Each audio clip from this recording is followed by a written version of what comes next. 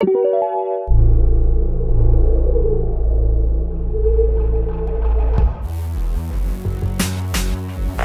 I'm an ON sponsored athlete. Today I'm going to show you some exercise and give you some tips to help you hit your shoulders more effectively, as well as give you some insight on my post-workout nutrition following my workout. Today we're going to start our shoulder workout with side raises. And traditionally, I think a lot of people usually start off with a lot of shoulder presses, but I feel like shoulder presses get a lot of the anterior shoulder. We're going to try and focus on the lateral aspect of our shoulders. And I like to either start my workout with either rear shoulder raises or lateral side raises. When you do your side raises, try to imagine as if you're going to push off your elbow, as if someone's pushing your elbow down and you're pushing up against them. Also, you want to make sure that your wrist, elbow, and shoulder are all at one height. Alright, so after the side raises, I'll usually go on to some kind of shoulder press.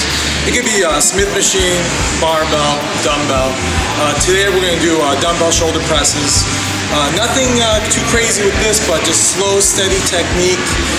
Elbows down to a 90-degree angle. But one issue that I see a lot of people do in the gym is that their body positioning in the bench. Their hips tend to be too far out in the bench. So make sure that your hips are all the way back. And try to have your arms down by your ears, not too far in front of you. You want them out to the sides.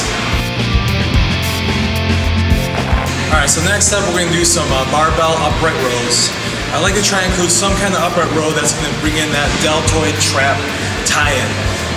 One thing I seem to notice a lot of people do is they tend to have their grip a little bit too close together.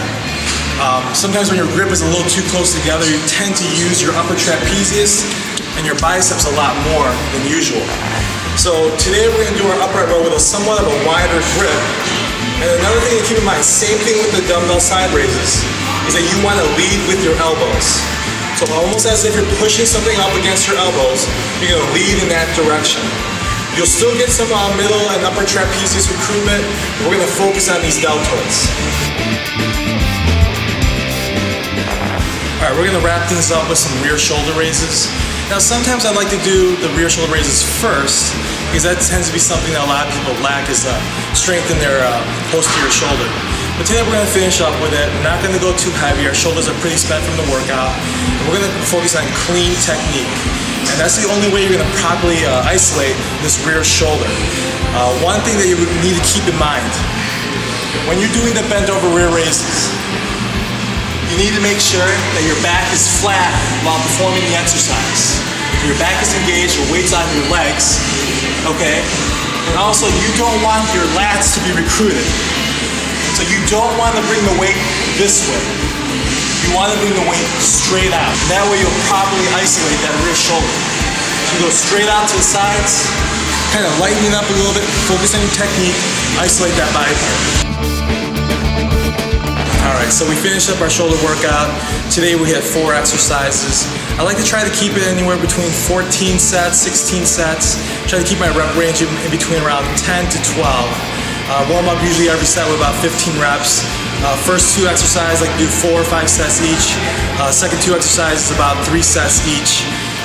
At the end of my workout, usually I'll try to finish things up with some post-workout shake. I like to do the Platinum Hydro Weight, do about 1.5 scoops, a teaspoon of glutamine, and a scoop of glycomase for that quick post-workout nutrition that your body's going to require after intense training. I also like to include a piece of fruit in there, help with the overall digestion, fiber, as well as absorption of all my nutrients. And that kind of helps to give me that complete meal replacement for after my workout. So hopefully I gave you some pointers today to help you out with your shoulder workout, help you get wide.